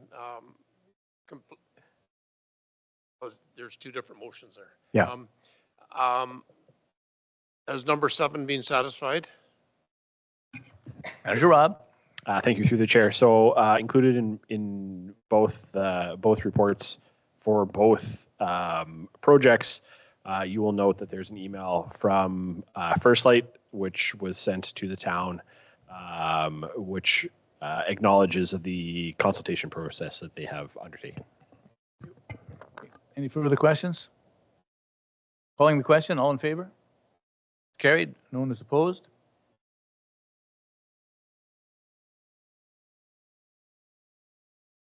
Okay, that brings us the second one. The council approval of report AR-25-0845 will agree with the recommendation of administration to consider and pass a resolution of support as attached to this report, and that upon reading of the attached resolution, council will vote on the resolution. So, councilors, can you read that for yourselves? I'm running out of moisture in my mouth. So any questions or comments on that resolution? It's almost identical to the other ones with slight changes. Seeing none, I will call the question. All in favor? That's carried. No one is opposed.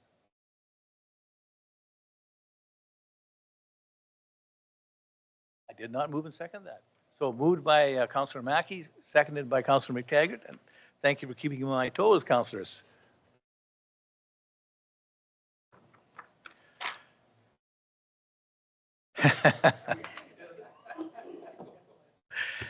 Okay, that brings us to 12.3, operations and facilities storage. The council approve option 1 of the report AR-25-0854, and that council authorizes an out-of-budget capital expenditure in the 2025 fiscal year of $100,000 to be funded from municipal reserves for the construction of a weather-protected, unheated storage facility on existing town-owned land. Could I get a mover and seconder, please? Councillor Firth, Councillor Behan. Councillors, questions, comments? Councillor Firth, then Councillor Bernetta. Through your worship, what do we have for heated storage currently? Do we have adequate heated storage? Manager Rob. Thank you through the chair. So currently, the only heated storage that we have within ONF is the ONF garage, which houses in the wintertime all of the snow removal equipment. So it's always ready for service if snow happens. And a small portion of the Fort Francis Cemetery garage and Riverview Cemetery garage. Everything else we have is unheated. Follow up, or are you good? Through your worship, that doesn't sound like a lot. Is there a need for more? Manager. That is. Thank you through the chair. If ever you get a chance in the middle of winter to come and try and walk through Public Works, I encourage you to do so, especially if I turn the lights off. Short answer was yes. Councillor Bernetta. Thank you, Your Worship. I appreciate the comments of the CIO, but I again believe that this is not an item that should be coming to us mid-year. It should be taken to the budget process. Our staff have been digging things out of the snowbanks for years. I appreciate that's not the ideal situation. And I definitely understand that there is a need for more storage. I don't believe that Agency 1 will be insisting we move all of our items away from Point Park immediately. So again, I would request that this be brought through the normal budget process when we do that in January. Thank you. Thank you. Councillor Bien? Thank you, Mr. Mayor, through you. Like Councillor Bennett, I share concerns about an unallocated budget expense. My question, though, is more like this. It sounds to me like option one's a Band-Aid short-term solution. It's going to cost us $100,000. Following up on Councillor Firth's comments, is option 3 a need or a want? Because if I'm going to allocate $100,000, I'd rather see it go towards number 3 rather than $100,000 on a Band-Aid and then something further down the line that's more, even though it's more money coming out of reserves, I understand that. But I don't see spending $100,000 on a Band-Aid solution when we have maybe option 3 is really what we want is the right way to go. Thank you. Manager Rob, do you want to comment on that?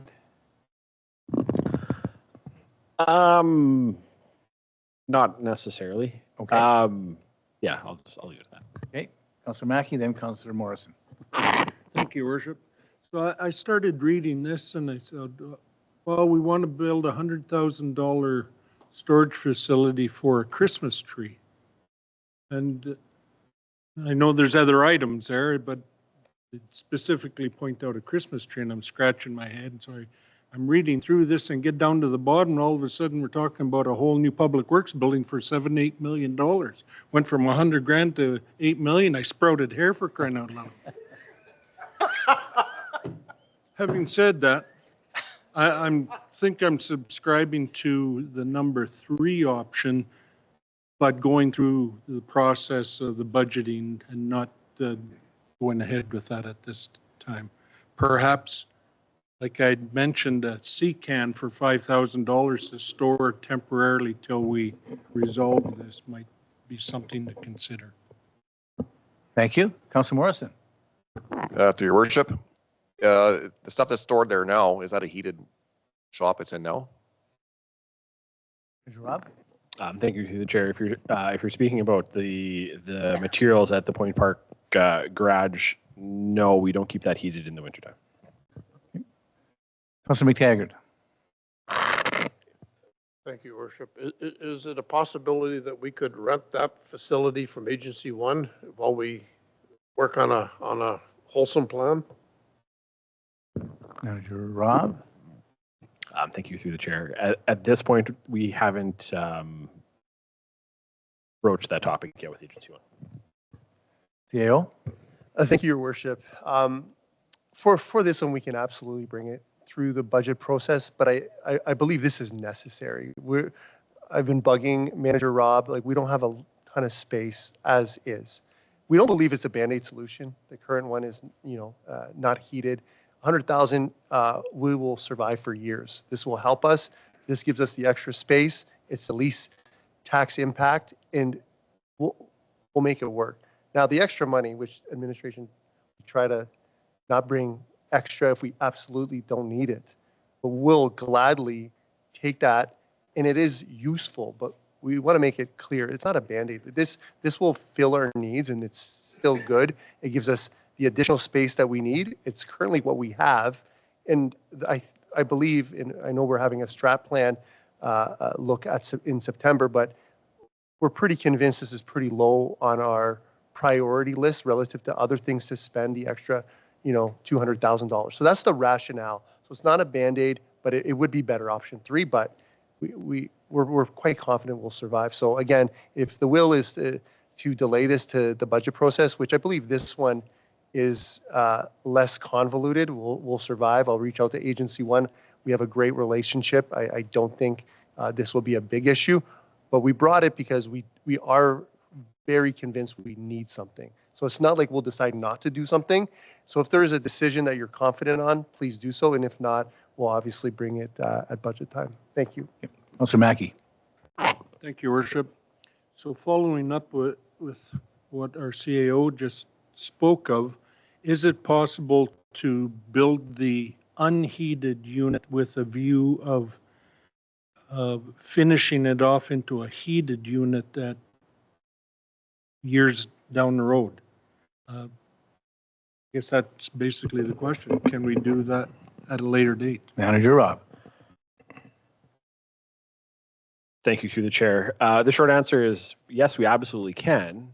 The slightly longer answer is we did this with the addition to Fort Francis Cemetery in 2017 and have yet to finish it. So Follow up.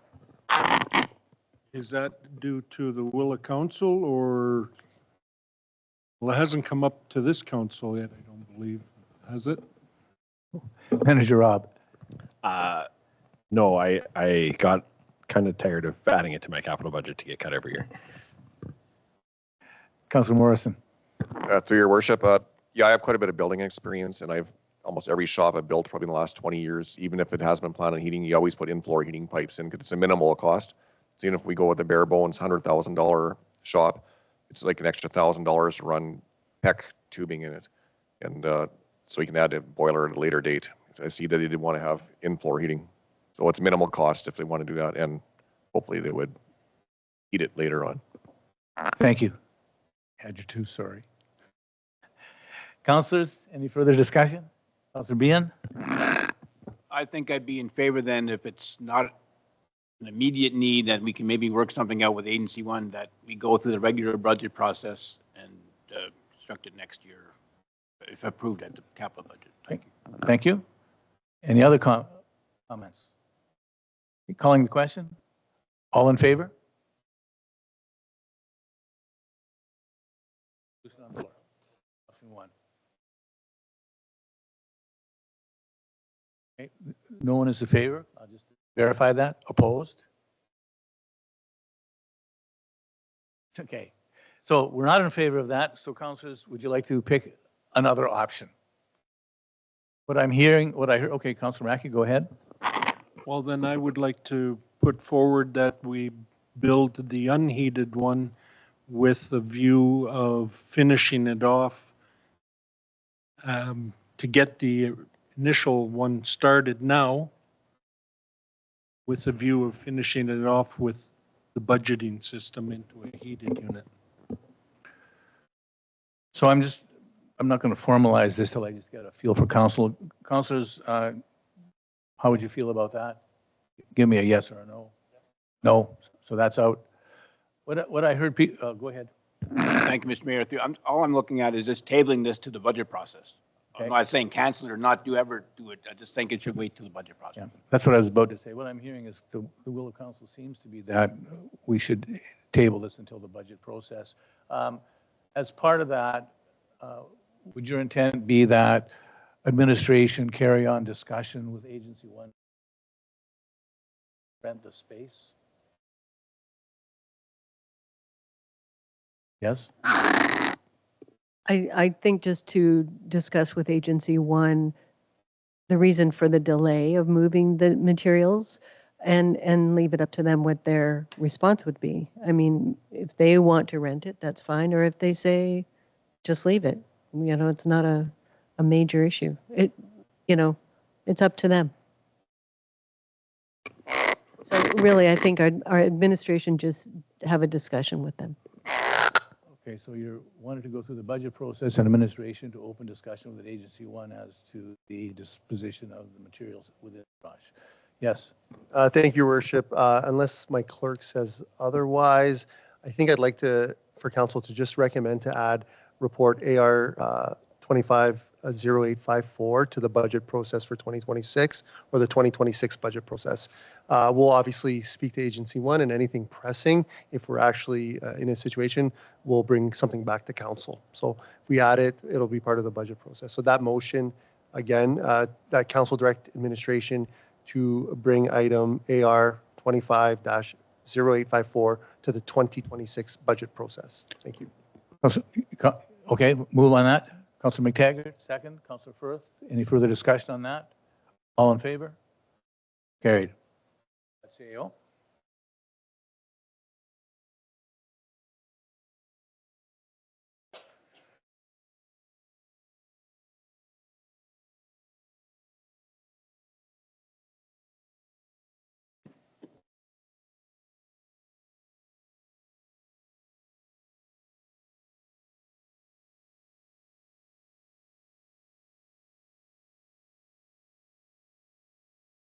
Okay, that brings us to bylaws 13.1. I have only one bylaw this evening.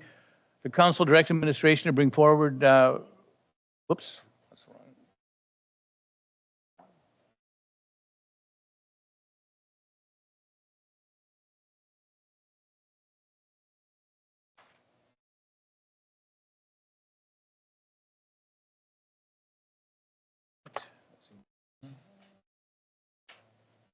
I can go off the agenda if necessary.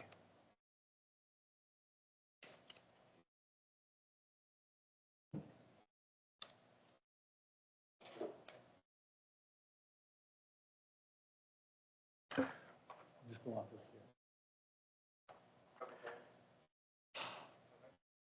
here. Okay, excuse me, councilors. I have so many pages on my desk. I'm not sure if that resolution got mired up in the morass of pages. We have only one bylaw, and the recommendation reads that the following bylaws be introduced and read, finally passed, signed by the mayor and clerk, and sealed with the corporate seal and become law forthwith. And that's bylaw 81-24A and bylaw 46-25. Can I get a mover and seconder on that, please? Councillor Firth, Councillor Behan. Any discussion on those bylaws? All in favor? It's carried.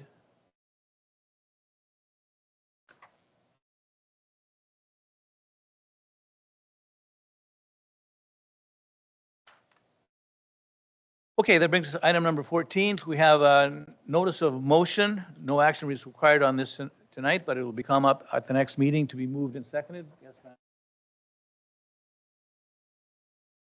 Oh, I just read that. Okay, sorry, my bad.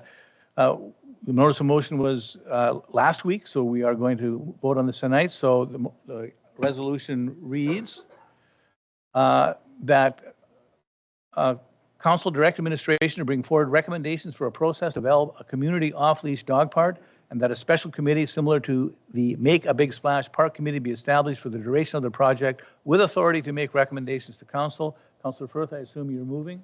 Yes. And second, Councillor Mackey. Any discussion on this? Councillor Bernetta? I'd like to propose an amendment to the motion, changing the word recommendations to a report.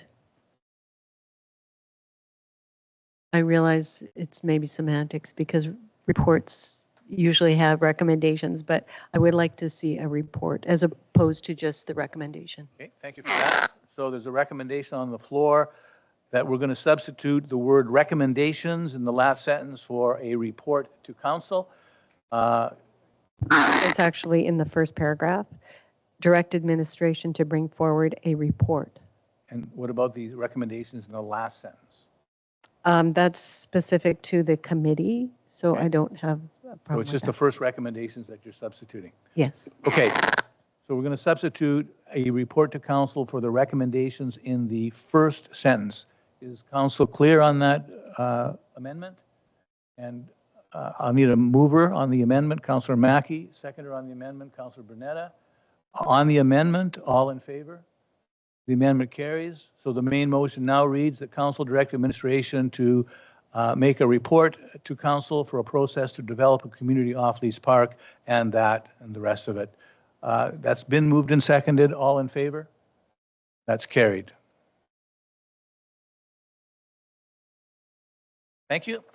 And that now brings us to our closed session, and I'll put a recommendation on the floor that council now meet in camera in order to address a matter pertaining to, 1, First Light Solar and Best Development Options Agreement, that comes under 239-2C, a proposal or pending acquisition or disposition of land by the municipality or local board.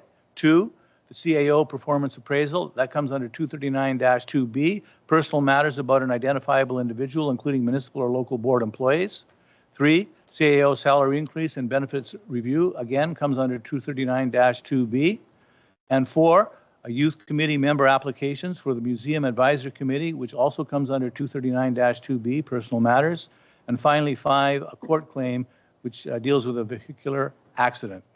Can I get a mover and seconder to go in camera? Councillor Behan, Councillor Morrison. So we're going in camera at 7:10. All in favor? That's carried.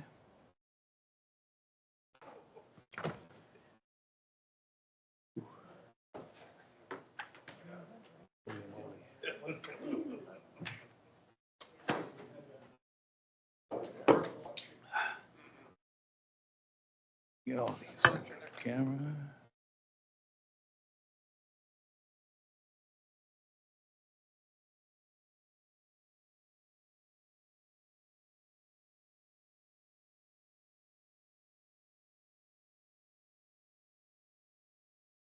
The closed sessions, and at the end of the closed session, we will rise and go back into open session and report. Thank you.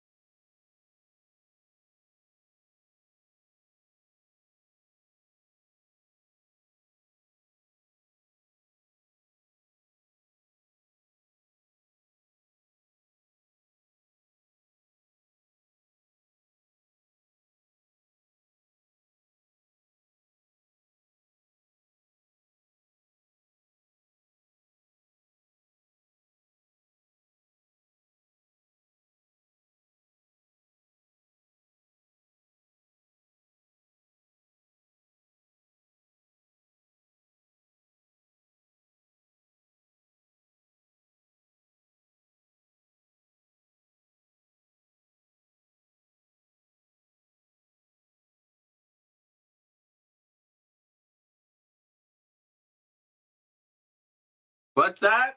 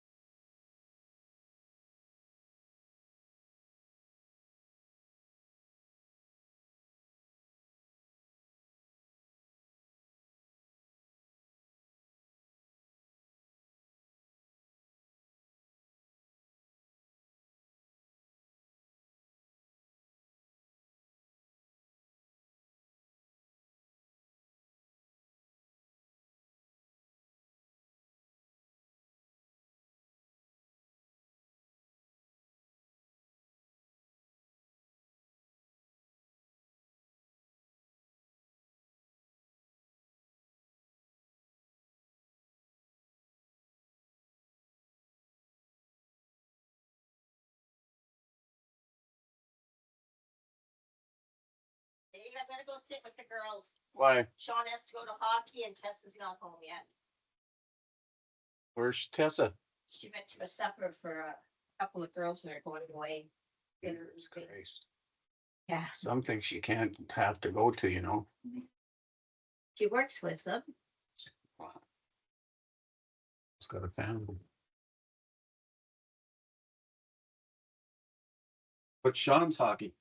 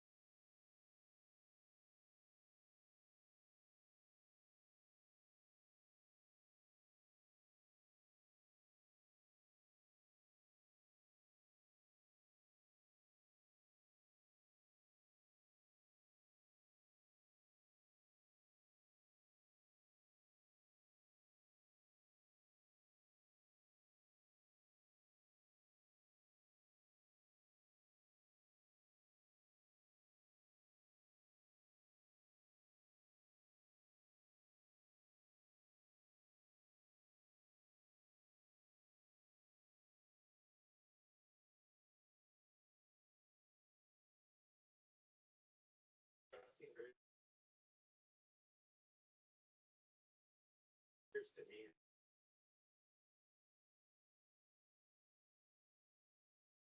it's not clear the possible possible.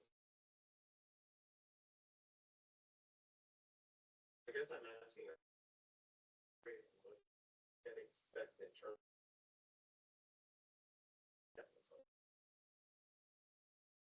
and those individuals that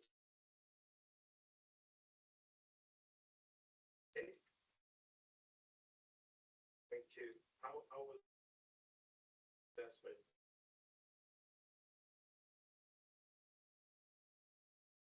share through you. Of course, I'm not.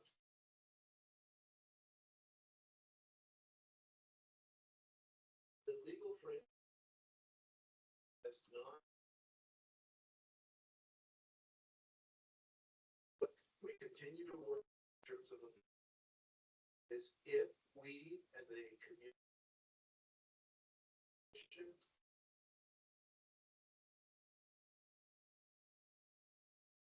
then we and enforcement to on off areas. That movement must occur.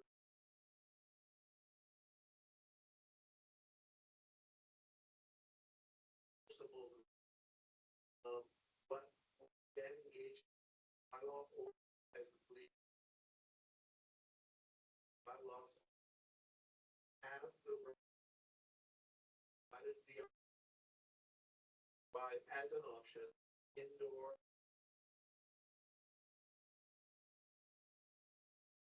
back in which that happening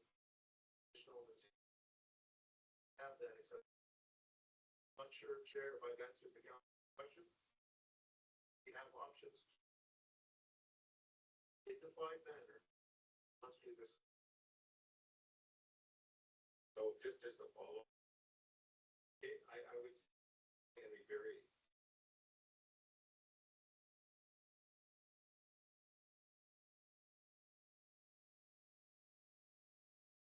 secondly,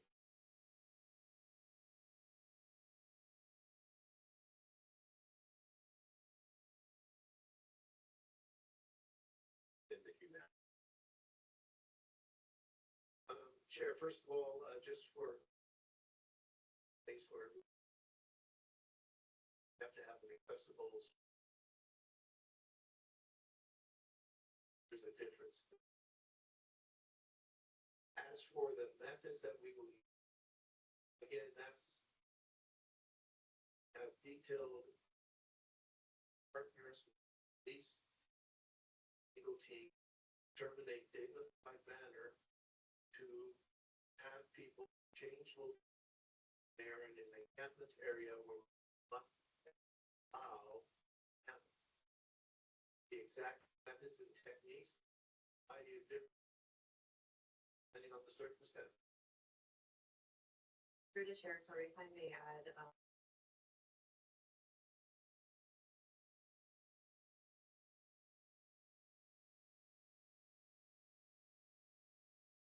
Yeah, just lastly, I would say that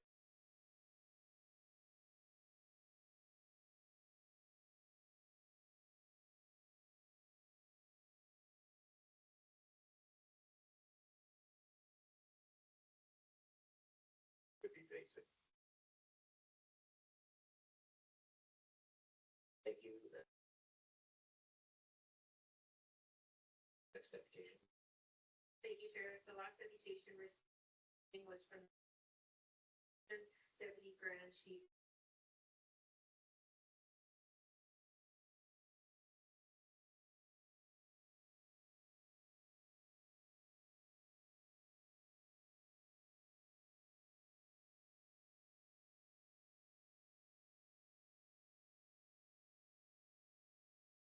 visit. That's an area impression. Then when you're ready, about 10 minutes.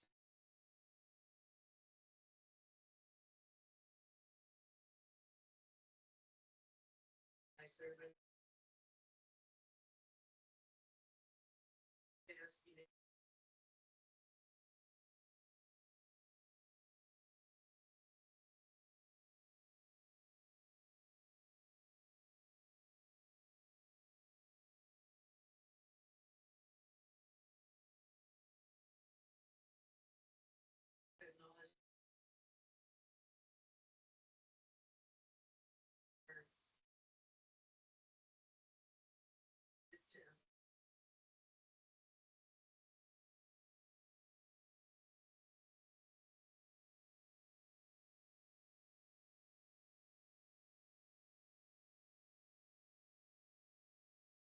1980.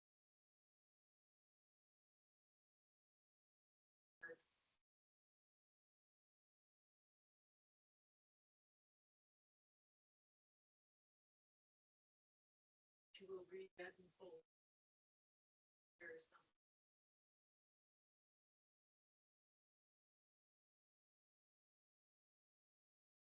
I begin, I want.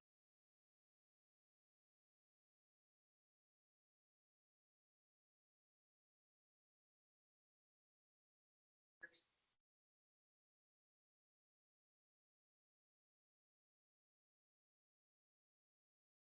I've had the honor of, I hope that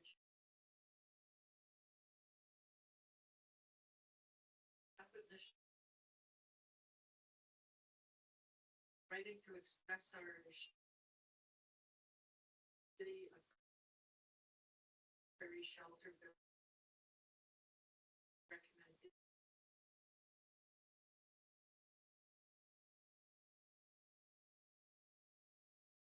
Organization committed to rest of our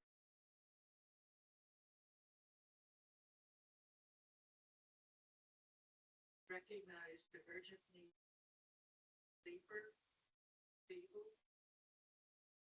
shelter area.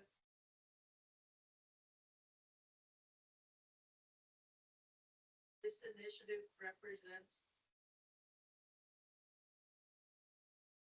necessary upholding adequate right of not only under Canadian and international human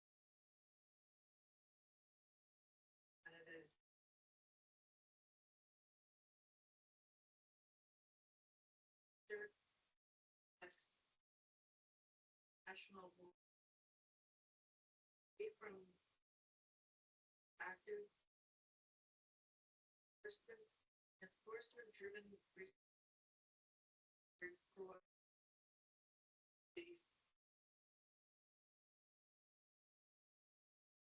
temporary housing, temporary shelter bill practices integrated truly transition Canada approaches such as the tiny home model have demonstrated measurable success. Safer, safety, service and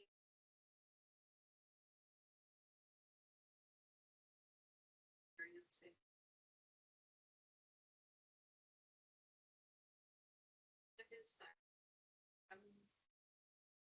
Wales Street offers prestigious managed things with these success factors. Page 13. There's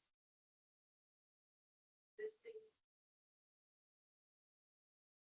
structure, readiness, deputy, it, and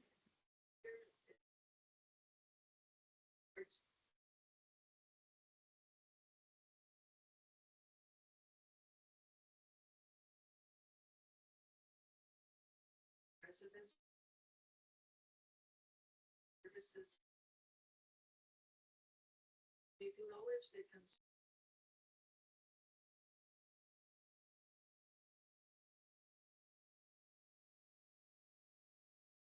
concerns are not federal standing, their visibility, perceived often rooted stigma and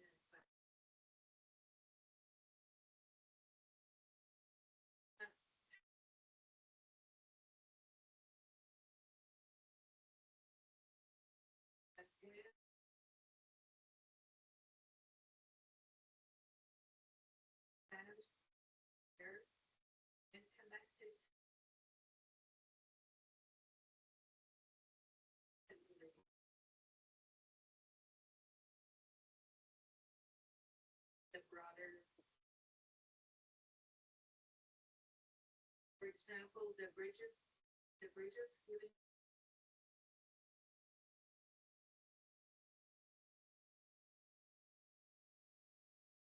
percent. Seattle's at 2 911.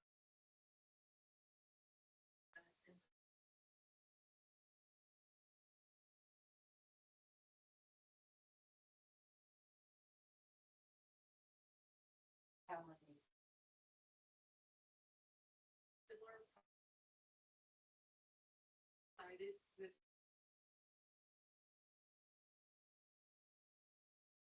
Jason.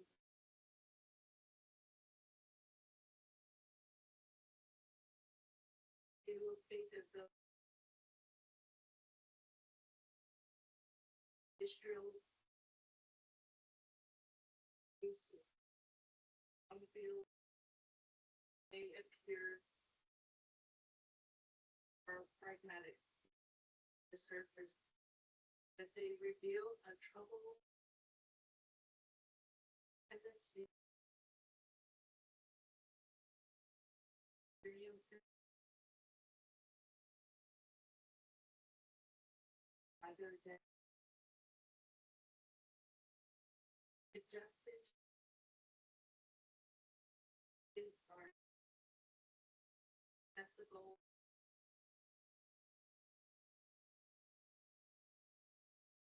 from our services and our cost credit. Amending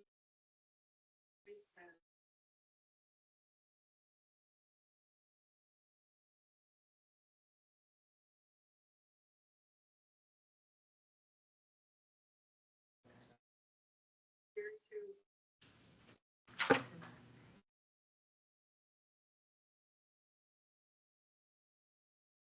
given our longstanding housing health. David, just cough. You just cough. Good.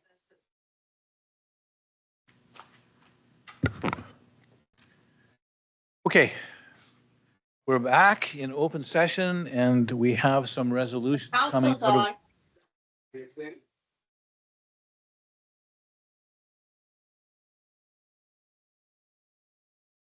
Okay, we're back in open sessions and we have some resolutions coming out of closed session.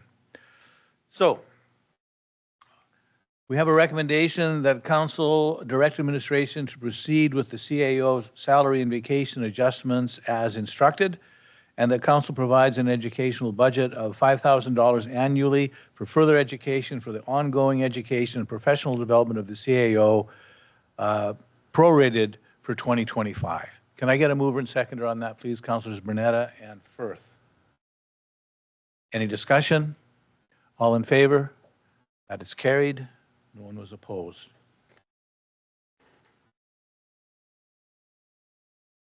We have another recommendation that says the council receive report AR-25-0855 and consider the application to the Museum Advisory Committee. The recommendation to be approved is that council appoint Paxton Hughes as youth committee member for the Museum Advisory Committee. Could I get a mover and seconder, please? Councilor McTaggart and Councilor Mackey. Any discussion? All in favor? That's carried. No one is opposed. We have another resolution that council receive report AR-25-0856 for information. Mover and seconder, please. Councilor Bien, Councilor Mackey. Any discussion? All in favor? That is carried. No one is opposed.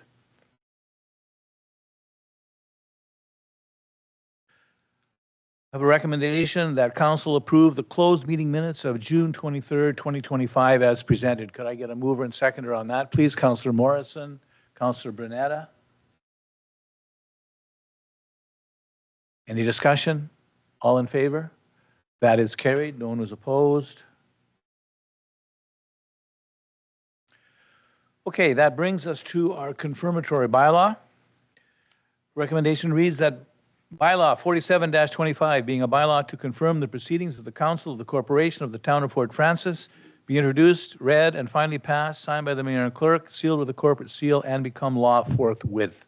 Can I get a mover and seconder, please? Councilor Bernetta, Councilor Firth. Any discussion? All in favor? It's carried. No one is opposed. And finally, that having reached the hour of 8:30, this meeting of the Council of the Town of Fort Francis be now closed. Mover and seconder, Councilor McTaggart, Councilor Mackey. All in favor? That's carried. Thank you, councilors. That was a marathon session.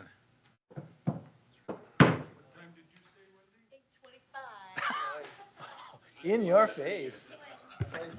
Missed it by